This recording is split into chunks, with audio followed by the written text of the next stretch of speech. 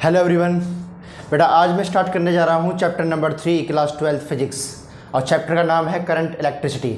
तो बेटा इस चैप्टर में हम स्टडी करेंगे what is electric current, types of electric current and किस तरीके से हम इलेक्ट्रिक करंट को प्रोड्यूस करते हैं और क्या होता है electric current, right.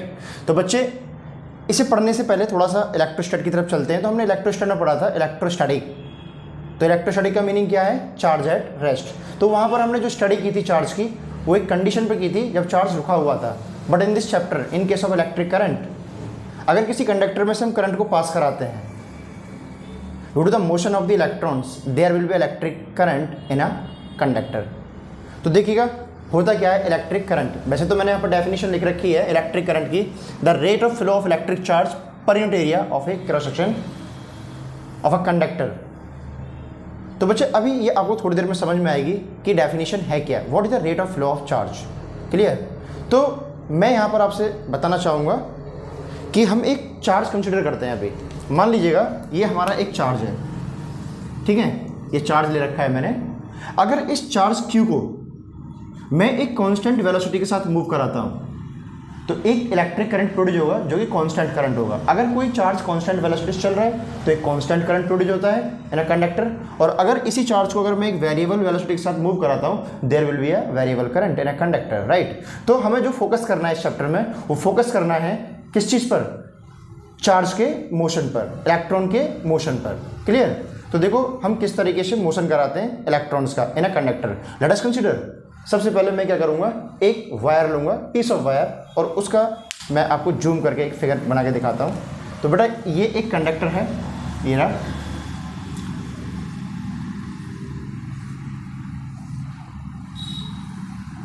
Piece of wire. Clear?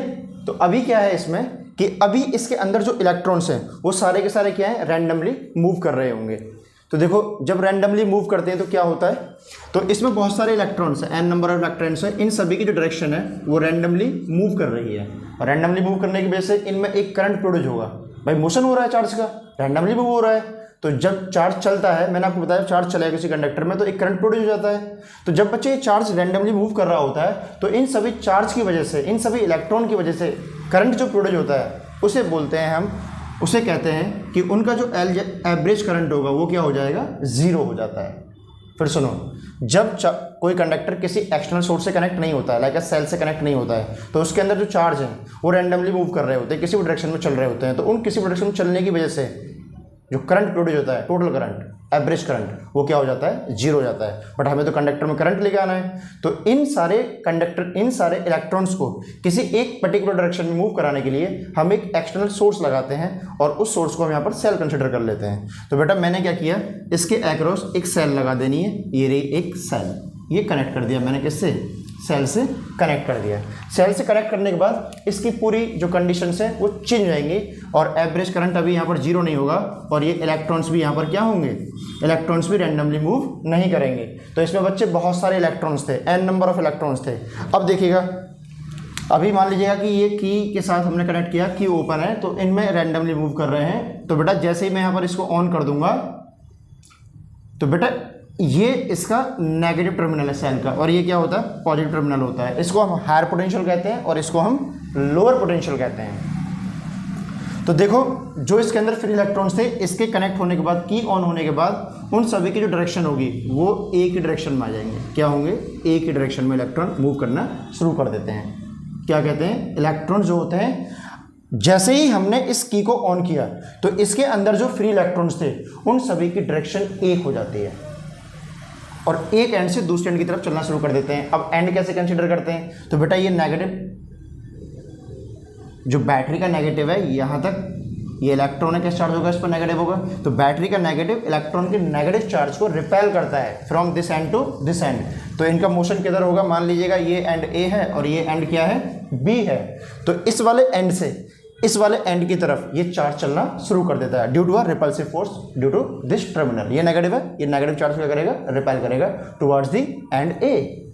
और आपको ये अज्यूम करना है कि जो करंट होता है उसकी जो डायरेक्शन होती है वो हमेशा कहाँ से होती है, higher potential to lower potential, we can say positive to negative. तो बेटा यहाँ से एक करंट चलेगा और ये करंट आपका किसके अपोजिट हो जाएगा, इस इलेक्ट्रॉन के मोशन के अपोजिट जाएगा। इस इलेक्ट्रॉनिक चार्ज को मैं Q से भी रिप्रेजेंट कर सकता हूँ। तो बेटा जो करंट होता है वो इलेक्ट्रॉन के जस्ट अपोजिट होता है। तो आपका जो करंट है वो इधर चलेगा और जो इलेक्ट्रॉन्स हैं जो ड्रिफ्ट हो रहे हैं इस एंड से इन एंड की तरफ, वो आपके इस डायरेक्शन में है। फिर एक बार सुन लीजिएगा, मैंने क्या बताया आपको।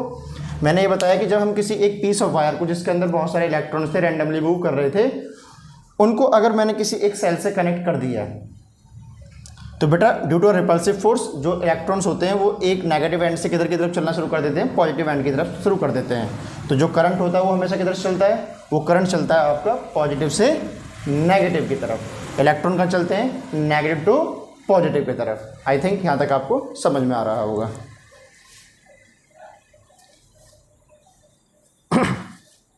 अब देखिएगा आगे हम बात करेंगे कि सर करंट फॉर्मूला क्या होता है यहाँ पर। तो करंट का फॉर्मूला देखेंगे। करंट का जो फॉर्मूला है बच्चे वो होता है आपका I equal to the rate of flow of charge. देखेंगे जब ये चार्ज इस एंड से इस एंड की तरफ फ्लो कर रहा है तो कुछ टाइम तो ले रहा ही होगा, उस टाइम को टी मान लेते हैं। तो जिस समय में चार्ज को फ्लो करा जाता है एक एंड से लेके इस एंड के लिए वो कहलाता है आपका इलेक्ट्रिक करंट। तो I किसके बराबर होता है, Q अपॉन T के बराबर होता है। तो बच्चे ये किसी एक कंडक्टर एक इलेक्ट्रॉन के जैसे नहीं आया चार्ज, इसमें क्या है n नंबर ऑफ इलेक्ट्रॉन्स हैं। तो इन सभी की वजह से जो करंट प्रोड्यूस हो रहा है ना कंडक्टर, उसे हम कहते हैं I एवरेज। तो बेटा ये आपका एवरेज करंट होता है Q upon T। Got it. क्या बोलेंगे, ये एवरेज करंट होता है क्योंकि इसमें बहुत सारे क्या है इलेक्ट्रॉन्स हैं आपके। अब क्या करेंगे आगे, अब हमें देखते हैं कि सर यहाँ एक इलेक्ट्रॉन तो है नहीं, इसमें क्या है n नंबर ऑफ इलेक्ट्रॉन्स है। तो ये 10th क्लास वाला फार्मूला कि Q किसके बराबर होता है, n इंटू ई के बराबर होता है डिवाइड बाई T। तो एवरेज करंट किसके बराबर हो जाएगा, NE ओवर T। और E क्या है यहाँ पर आपका इलेक्ट्रॉनिक चार्ज है। अब इसी में हम आगे बढ़ते हैं कि sir what is electronic current and what is conventional current. तो बच्चे जब ये इलेक्ट्रॉन्स इस एंड से लेके इस एंड की तरफ मूव कर रहे हैं तो क्या होगा, यहाँ पर एक करंट प्रोड्यूस होता है इनसाइड द कंडक्टर, उसे कहते हैं हम इलेक्ट्रॉनिक करंट। क्या कहेंगे उसको हम बेटा, इलेक्ट्रॉनिक करंट। तो देखो due to the motion of the electrons there will be a current inside the conductor is called electronic current. तो बेटा क्या है ये आपका इलेक्ट्रॉनिक करंट कहलाता है ना। बट इसके जो अपोजिट डायरेक्शन में जो इस वायर में करंट प्रोड्यूस हो रहा है जो कि पॉजिटिव से नेगेटिव चलता है, ये कहाँ चल रहा है इलेक्ट्रॉनिक, ये नेगेटिव से पॉजिटिव चल रहा है। और ये जो कन्वेंशनल है वो क्या होता है बच्चे, वो आपका पॉजिटिव से नेगेटिव चल रहा होता है। तो बेटा इसको क्या बोलेंगे हम, जो ये वाला करंट है इसको बोलते हैं हम कन्वेंशनल। क्या बोलेंगे इसको हम, conventional current. Right. Due to the motion of this charge जो इनसाइड द कंडक्टर होता है वो हमारा कहलाता है इलेक्ट्रॉनिक करंट, और जो वायर में है ये क्या कहलाएगा हमारा, ये कहलाएगा हमारा कन्वेंशनल करंट। Got it.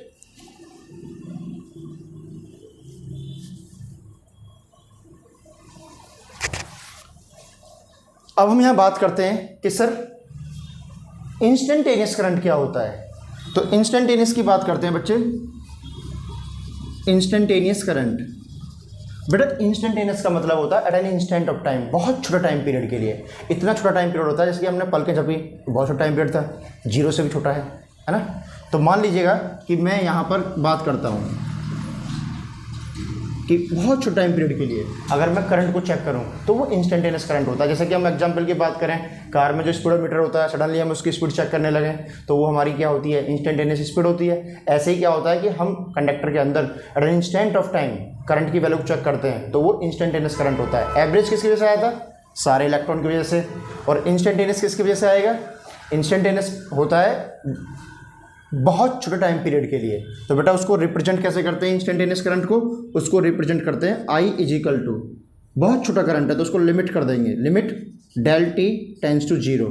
कितना छोटा है sir, del Q over del t, बहुत स्मॉल चेंज है बहुत छोटे टाइम पे। तो इसको हम कह देंगे कि सर I क्या होगा, वो हो जाएगा dQ ओवर dt। तो बेटा ये इंस्टेंटेनियस करंट है। इस वाले फार्मूला पर कॉम्पिटिटिव एग्जाम से बहुत सारे न्यूमेरिकल्स आपसे पूछ लिए जाते हैं। तो बच्चे बेसिकली है क्या इलेक्ट्रिक करंट, तो इलेक्ट्रिक करंट को हम कहते हैं ये होता है the rate of flow of charge. क्या होता है बच्चों electric current? The rate of flow of charge. कैसे? देखो बच्चे चार्ज फ्लो कर रहा है एक एंड से दूसरे एंड की तरफ, तो उसको कहते हैं the rate of flow of charge. तो रेट का मतलब क्या है बेटा? रेट का मतलब है d/dt। क्या है? d/dt।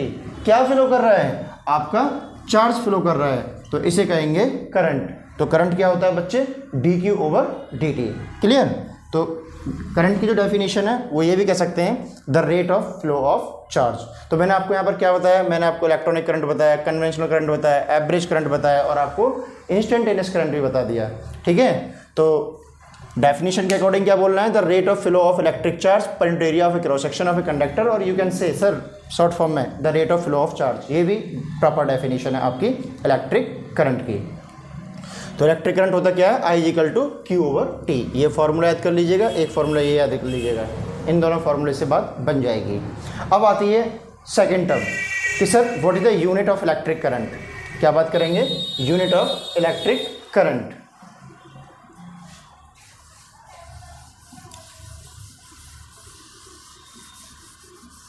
देखिए यूनिट ऑफ इलेक्ट्रिक करंट क्या होता है बच्चे? इलेक्ट्रिक करंट, तो यूनिट जो इलेक्ट्रिक करंट की होती है बेटा वो होती है एम्पियर। क्या होती है? एम्पियर। साइंटिस्ट थे जिन्होंने करंट को डिस्कवर किया वो एम्पियर है, और उन्होंने नाम को हम कैपिटल ए से डिनोट कर देते हैं। करंट की यूनिट को किससे रिप्रेजेंट कर देते हैं? ए से। जैसे मैंने कहा कि करंट कितना बेटा 2 एम्पियर है, तो 2A लिख देंगे आप लोग। 3 एम्पियर है तो 3A लिख देंगे। क्लियर? तो बच्चे ये आपका एग्जाम्पल के तरीके से मैंने आपको समझा दिया। यूनिट ऑफ इलेक्ट्रिक करंट क्या होती है? एम्पियर होती है। तो बच्चे what is 1 ampere? What is 1 ampere? तो बेटा 1 एम्पियर क्या होता है? 1 एम्पियर होता है कि सर अगर 1 सेकंड में, कितने में? 1 सेकंड में अगर 1 कूलम चार्ज ट्रांसफर होता है एक एंड से दूसरे एंड की तरफ, उसे कहते हैं 1 एम्पियर। क्या कहेंगे? 1 एम्पियर। जब 1 सेकंड के अंदर 1 कूलम चार्ज ट्रांसफर किया जाता है वो 1 एम्पियर कहलाता है। ठीक है, दिस इज 1 एम्पियर। और 1 एम्पियर को हम ये लिख सकते हैं 1 कूलम पर सेकंड। कोई कहता है सर 3 एम्पियर क्या होता है? 5 एम्पियर क्या होता है? नो प्रॉब्लम, 5 एम्पियर कह दोगे सर जब 1 सेकंड में कितना 5 कूलम चार्ज ट्रांसमिट होगा, ट्रांसफर होगा, वो कहलाएगा आपका 5 एम्पियर। Got it? तो 1 एम्पियर क्या होता है कि 1 सेकंड में 1 कूलम चार्ज आपका ट्रांसफर होगा, वो आपका 1 एम्पियर कहलाएगा। तो बच्चे इलेक्ट्रिक करंट की यूनिट होती है एम्पियर, और 1 एम्पियर भी आपके साथ यहाँ पर डिस्कस कर लिया गया है। अब बात आती है कि सर इसकी यूनिट क्या होती है? What is SI unit of electric current? तो बेटा इलेक्ट्रिक करंट की जो यूनिट होती है, तो मैंने आपको बता दी इलेक्ट्रिक करंट की यूनिट जो होती है एम्पियर होती है। अब बात करते हैं कि किस टाइप की क्वांटिटी है। Yes, quantity. तो बेटा इलेक्ट्रिक करंट जो होता है वो स्केलर क्वांटिटी होता है। क्या होता है? Scalar quantity. इसको ध्यान सुनिएगा। कुछ बच्चे कहते हैं कि सर ये वेक्टर क्वांटिटी भी होती है। बेटा वेक्टर नहीं होती, ये वेक्टर लॉ पैरेललोग्राम या ट्रायंगल लॉ ऑफ एक्सीलरेशन को फॉलो नहीं कर रही होती है, जो आपने 11th क्लास में पढ़ा था। ये ट्रायंगल लॉ ऑफ एक्सीलरेशन को फॉलो नहीं करती है। ठीक है, ये क्या फॉलो करती है? ये फॉलो करती है sum of all algebraic current. मैं बताता हूँ, देखिएगा। मान लीजिएगा एक करंट की डायरेक्शन किसी ब्रांच में ऐसे है और एक करंट की डायरेक्शन इस तरीके से। इसमें 2 एम्पियर है और इसमें कितना है? 3 एम्पियर है। तो इस नोड पर ये आउटगोइंग कितना हो जाएगा? 5 एम्पियर हो जाएगा। तो जैसा हम बोलते हैं, जब बच्चे कहते हैं कि सर ये है करंट और इसमें 3 एम्पियर जा रहा है, किसी ब्रांच में 3 एम्पियर है, सर ये तो डायरेक्शन है। बेटा ये डायरेक्शन नहीं है। आपने एक करंट ऐसे दिखाया, एक करंट ऐसे दिखाया, इनके बीच का एंगल कुछ होगा। तो वहाँ हम 11th वाली बात करते थे कि sir triangle law of acceleration लगाइएगा ना। यहाँ पर क्या होता है कि ये किसी एक पॉइंट पर आके दोनों ऐड हो जाते हैं और इनका रिजल्टेंट कितना है? 5 हो जाता है। तो ये एल्जेब्रिक सम ऑफ करंट्स को फॉलो करता है, ना कि वेक्टर लॉ पैरेललोग्राम को फॉलो कर रहा होता है या ट्रायंगल लॉ ऑफ एक्सीलरेशन को। अगर उसको फॉलो करता है तो ये वेक्टर क्वांटिटी होती। ये फॉलो किसको करता है? 2 + 3 किसके बराबर है? 5 के बराबर है। ये आपका क्या है? एल्जेब्रिक सम ऑफ करंट्स कह सकते हैं। ठीक है, sum of all currents at a node. तो बेटा ये लॉ को यहाँ फेल हो जाता है, वाला लॉ कौन सा? Triangle law of vector addition. Clear? तो हम क्या बोलेंगे इसको कि सर ये एक स्केलर क्वांटिटी होती है, वेक्टर क्वांटिटी नहीं होती है। अब बात करते हैं इसके स्मॉलेस्ट यूनिट की। तो स्मॉलेस्ट यूनिट क्या हो सकती है? करंट को हम छोटी छोटी फॉर्म में भी मेजर कर रहे होते हैं। तो बेटा छोटी छोटी जो फॉर्म होती है आपकी, वो होती है, एक मिली एम्पियर होती है और एक क्या होती है आपकी? माइक्रो एम्पियर होती है। तो हम यहाँ पर ये कहेंगे कि जो 1 मिली एम्पियर होता है बेटा, M small M milli ampere, तो ये 10⁻³ एम्पियर के बराबर होता है इलेक्ट्रिक करंट। कोई कहता है 1 माइक्रो एम्पियर किसके बराबर होता है, 10⁻6 एम्पियर के बराबर होता है। ठीक है, तो आपको यहाँ पर ये भी याद रखना है कि जो स्मॉलेस्ट यूनिट है क्या है, स्मॉलेस्ट यूनिट ऑफ करंट। तो बेटा स्मॉलेस्ट यूनिट ऑफ करंट क्या है, मिली एंड माइक्रो एम्पियर है। Got it. तो हमने यहाँ पर यूनिट पढ़ ली, हमने यहाँ पर क्वांटिटी पढ़ ली, यहाँ पर हमने स्मॉलेस्ट यूनिट पढ़ ली। तो जो ये मिली एम्पियर है या ये माइक्रो एम्पियर है, तो सर ये मेजर कैसे की जाती हैं, मेजर कैसे की जाती हैं, ऐसी कौन सी डिवाइस है जो इस इलेक्ट्रिक करंट को मेजर कर रही होती है। तो बेटा जो ये करंट मेजर किया जाता है किसी भी एक सर्किट में, वो किया जाता है आपका एमीटर से।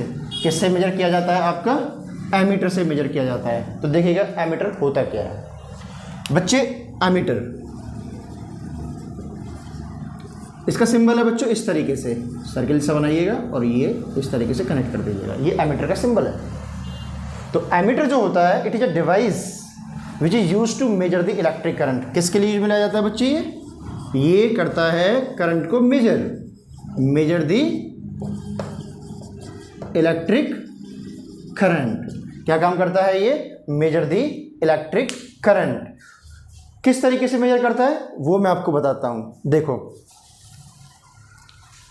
मान लीजिए ये एमीटर है, मान के ले है एमीटर, ठीक है। तो ये एमीटर है, इसको हम कनेक्ट कैसे करते हैं, इसको हम कनेक्ट करते हैं हमेशा कंडक्टर के सीरीज में। जैसे कंडक्टर है, इसमें से करंट जा रहा है ये आई, तो बेटा आप यहाँ लगा दीजिएगा, तो ये आपका एमीटर हो जाएगा। क्या हो जाएगा, ये एमीटर हो जाएगा। तो एमीटर हमेशा सीरीज में लगाया जाता है। वेरी वेरी इंपॉर्टेंट, ध्यान सुनना। Ammeter always connect in series with the conductor. Why, क्योंकि इसका जो रेजिस्टेंस होता है ना बच्चों बहुत कम होता है। एमीटर का जो रेजिस्टेंस होता है वो क्या होता है, बहुत कम होता है, वेरी लो। क्या बोलेंगे, वेरी लो। एमीटर का रेजिस्टेंस कम होने की वजह से ये मैक्सिमम करंट मेजर कर सकता है। अगर इसका रेजिस्टेंस कम होगा तो ये मैक्सिमम करंट को पास या मेजर कर सकता है। ठीक है, तो कोई पूछता है कि why we connect the ammeter in series with the conductor, तो आपको रीजन क्या देना है, क्योंकि sir it have very low resistance. Low resistance की वजह से इसमें से मैक्सिमम करंट मेजर और पास किया जा सकता है। तो सर एक प्योर एमीटर के लिए क्या होना चाहिए, प्योर एमीटर में क्या होता है बच्चे, प्योर में जो रेजिस्टेंस होता है एमीटर का वो जीरो होता है। क्या होता है, प्योर एमीटर के लिए, प्योर एमीटर के लिए रेजिस्टेंस की वैल्यू जीरो होती है, और जीरो हो जाएगी तो करंट कितना मेजर कर सकता है, पास करा सकता है, वो इनफाइनाइट टाइम्स तक करंट को पास करा सकता है। राइट। तो बेटा एक एमीटर हमेशा क्या होता है, वो सीरीज में लगता है किसी भी कंडक्टर के due to its small resistance. Got it. अब बात करते हैं कि सर फिर गैलोमीटर क्या होता है। तो बेटा गैलोमीटर जो होता है उसका सिंबल इस तरीके से होता है, ये रहा गैलोमीटर। गैलोमीटर में क्या कहते हैं कि ये एक ऐसी डिवाइस होती है जो करंट की प्रेजेंस को बताती है किसी भी एक सर्किट में, जो कि बहुत छोटा करंट होता है। It is a device which is used to detect the presence of very small current in a circuit. Right. Galvanometer current को मेजर नहीं करता है, क्या काम करता है, वो प्रेजेंस बताता है इलेक्ट्रिक करंट की इन ए सर्किट। और एमीटर क्या काम करता है बच्चे, एमीटर करंट को मेजर करता है, और वोल्टमीटर क्या कर रहा है, वोल्टेज को मेजर कर रहा होता है। Got it. तो बच्चे आपको मैंने यही बता दिया कि करंट को हम कैसे मेजर कर रहे होते हैं, है ना। तो एमीटर से मेजर कर रहे होते हैं, मिली में कर सकते हैं, माइक्रो में भी कर सकते हैं। राइट। तो बच्चे ये इतना हो गया। अब बात आती है आगे,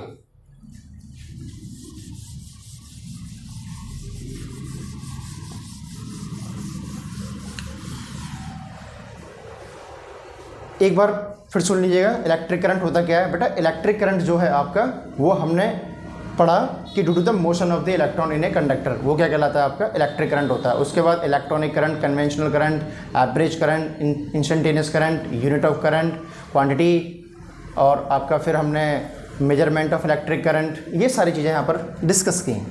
राइट। तो बच्चे इसके बाद हम एक दो न्यूमेरिकल की बात कर लेते हैं। तो न्यूमेरिकल में क्या है कि मैं आपको एक एग्जांपल देता हूँ कि अगर बच्चे कभी आपको आईटी कर्व मिल जाए, आईटी का मतलब क्या है, एक एक्सिस पर करंट है और एक एक्सिस पर टाइम है, वो भी सेकंड में, और ये क्या है, जीरो। और आपसे पूछता है कि कितना चार्ज किसी कंडक्टर में से फ्लो होता है, जैसे अभी थोड़ी देर पहले बताया था ना कि इस तरीके से चार्ज इसमें से फ्लो हो रहा है। तो बच्चे इसको हम न्यूमेरिकली भी फाइंड आउट कर सकते हैं। कैसे? देखिए, एक ग्राफ था हमारे पास, ये ऐसे और ये ऐसे, ठीक है। तो बच्चे टाइम में दे देता हूँ यहाँ पर, यहाँ से लेके यहाँ तक का टाइम पीरियड है 5 सेकंड, और यहाँ तक कितना 10 सेकंड, और यहाँ तक करंट कितना है बेटा, ये 5 एम्पियर है, ठीक है। आपसे पूछ रहा है कि बताओ इस ग्राफ के अंदर कितना चार्ज, इस ग्राफ के थ्रू हम कितना चार्ज फाइंड आउट कर सकते हैं किसी एक कंडक्टर में से। तो आपको याद रखना है कि किसी कंडक्टर में से जो चार्ज फ्लो कर रहा होता है वो area under the IT graph के इक्विवेलेंट होता है। जैसे आपने 9th क्लास में पढ़ा था ना कि VT ग्राफ के अंदर डिस्प्लेसमेंट फाइंड आउट करते थे, ऐसे ही IT ग्राफ के अंदर जो एरिया आता है वो होता है चार्ज के इक्विवेलेंट, कितना चार्ज हम ट्रांसमिट कर रहे होते हैं। ये अच्छा क्वेश्चन है। तो कितना चार्ज हम यहाँ से फाइंड आउट कर सकते हैं, तो बेटा वो होता है एरिया अंडर IT कर्व। तो बताओ कितना एरिया हो जाएगा इसमें एरिया जो होगा, ये ट्राइंगल है एक, और ट्राइंगल का एरिया क्या होता है 1/2, बेस कितना 5, और हाइट कितनी है बेटा 5, प्लस ये रेक्टेंगल है एक, या फिर स्क्वायर कह सकते हैं क्योंकि सेम है 5 और 5। ये कितना है लेंथ 5, ब्रेथ कितनी है 5, तो कितना हो गया बच्चे 25/2 प्लस 25 कितना हो जाएगा 25 प्लस 50/2, तो 75/2, तो 37.5 कूलम हो जाएगा। तो ये कितना आंसर हो जाएगा आपका 37.5 कूलम। तो एक बार फिर सुन लो कि जो हमारा IT ग्राफ होता है उसके अंदर जो एरिया होता है वो होता है किसी भी कंडक्टर में से कितना चार्ज हम फ्लो करा सकते हैं। तो यहाँ पर मैंने क्या एग्जांपल लेके आपको बताया।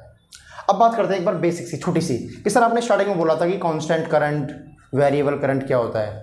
बेटा कांस्टेंट की बात करें तो DC करंट की बात कर रहे होते हैं। जैसे मान लो कि ये टाइम है और ये क्या है एम्पियर। तो DC करंट जो होता है, जो कांस्टेंट करंट होता है, वो टाइम के साथ कभी भी वेरी नहीं कर सकता है, टाइम के साथ कांस्टेंट रहता है। जैसे मैंने कहा 5 एम्पियर, तो बेटा ये 5 एम्पियर कांस्टेंट ही रहेगा, 0 पर भी और इस टाइम पर भी, ये कांस्टेंट करंट है। एक होता है वेरिएबल, जो टाइम के रेस्पेक्ट में क्या कर रहा होता है, वेरी कर रहा होता है, तो वो ऐसे भी कर सकता है वेरिएबल। लेकिन बच्चे कहते हैं सर DC भी तो, वो AC भी तो वेरिएबल होता है, अल्टरनेटिंग करंट। बच्चे वो होता है, बट क्या कहते हैं उसके बारे में, उसका जो मैग्नीट्यूड तो कॉन्टीन्यूसली चेंज हो रहा होता है, बट एक पीरियड पर चेंज हो रहा होता है।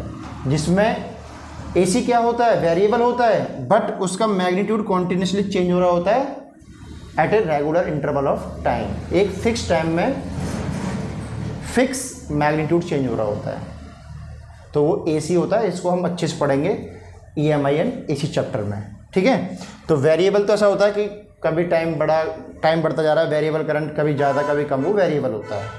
कांस्टेंट करंट क्या होता है, जो टाइम के रेस्पेक्ट में कभी चेंज नहीं होता है। और AC क्या होता है, AC करंट वो करंट होता है जिसका मैग्नीट्यूड कॉन्टीन्यूसली चेंज हो रहा होता है, और टाइम पीरियड क्या हो रहा था, पीरियडिकली चेंज हो रहा होता है। क्या, पीरियडिकली उसका टाइम पीरियड चेंज हो रहा होता है, ठीक है बच्चों। तो यहाँ पर आज मैंने आपको इलेक्ट्रिक करंट समझाया। तो इलेक्ट्रिक करंट आई होप कि आपको ये समझ में आ गया होगा, ठीक है। तो इलेक्ट्रिक करंट को पढ़ने से पहले आपको चार्ज के बारे में पता होना चाहिए। चार्ज का मोशन हमने इसमें पढ़ना है, और चार्ज का मोशन हम किससे करा सकते हैं, एक बाहर से कोई भी सोर्स कनेक्ट करके, फॉर एन एग्जांपल सेल से करा सकते हैं। और भी अदर मेथड है ना, तो उन्हें हम अभी आगे स्टडी करेंगे। तो आई होप आपको क्लास समझ में आई होगी, ठीक है। तो मिलते हैं अपनी क्लास नंबर 2 में, जिसमें मैं आपको कराऊंगा drift current, drift velocity and mobility. Thank you, have a good day.